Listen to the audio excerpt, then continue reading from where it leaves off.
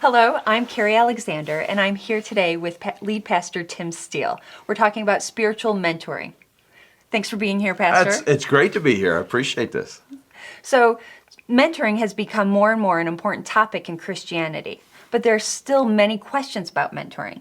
Should everyone strive to mentor?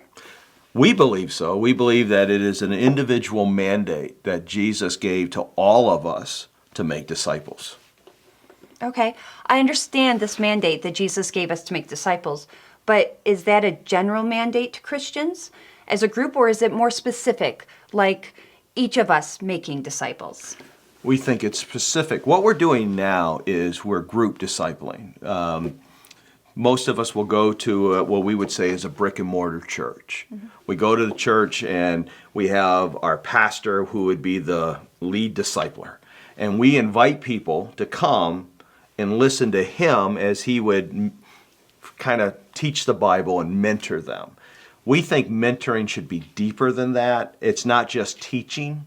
It's lifestyle, pouring your life into somebody, getting to know them personally. We would say that mentoring or discipling in a crowd format is not really mentoring because you're not able to have the give and take and the discussion time.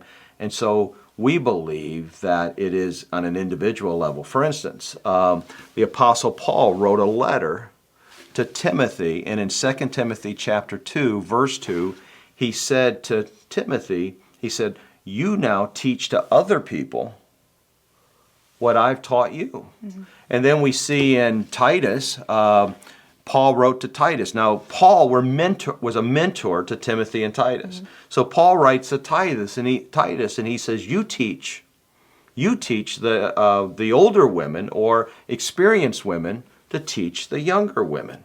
And so, Paul is saying here that they need to teach.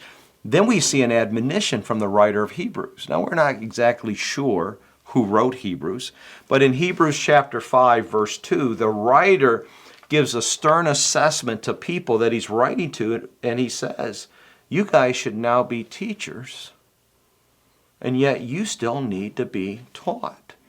And so we see this as that all of us need to individually be mentoring somebody.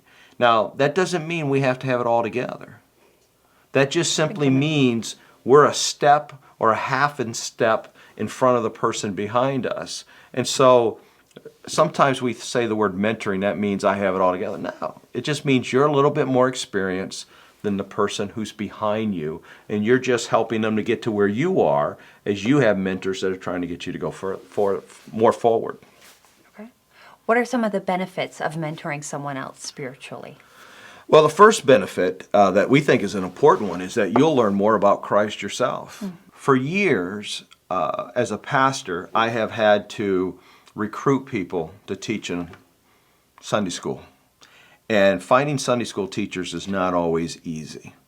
And what always happens is I would do anything I could to trick people into teaching Sunday school. I'd get them in there, and then 30, 60, 90 days, they'd come to me and say, I don't know if these students are learning anything. But as I'm preparing my lesson, I'm learning a ton. And so one of the best ways for us to ever learn something is to teach it to somebody else. Another benefit, Carrie, is that there's a joy that all mentors, or it's kind of like a coach in sports, when he or she sees someone that they've mentored and trained and they excel, there's just a joy that comes from that. A third benefit would be you leave the world a better place than when you found it when you're a spiritual mentor. You're helping people become more like Christ, which people who are Christians, they love others, they're more caring, and hopefully they just make the world a better place. Changing the world one life at a time. Yes. I like how that sounds. Tim, are there any other benefits to spiritually mentoring? Well, there's one that I call passing the baton benefit. And that's a big one. All right, what does it mean to pass the baton? Everybody talks about the Christian life. My whole life, I've heard people say this. The Christian life is a marathon race. It is it's how we finish. And I understand where they're coming from. I understand that, and there's nothing to take away from that. However, I look at the Christian life as not as a marathon race. I look at it as a relay race, as pass the baton. For instance, when you go back to the early church and you start with the New Testament, those people that walked with Jesus, they went and shared the gospel with other people. They told people what Jesus did for us that we could have eternal life. Those people then told other people. Those people told other people. 2,000 years later, we are telling people about Jesus Christ because somebody, a generation in front of us, passed the baton. And so instead of just trying to live our life that we're pleasing to God, my goal as a spiritual mentor is to pass on what I know about Jesus to somebody else, that when I'm long gone off the scene, they are passing the baton like in a relay race to somebody else about Jesus. So if the Lord tarries another 2,000 years, the church is stronger then than it is now because we just keep passing the baton, sharing our faith with somebody else. Excellent. Well, that's great. We all need to strive to be spiritual mentors. Thank you, Pastor Tim. Look for us in future videos at Crosswaves Church.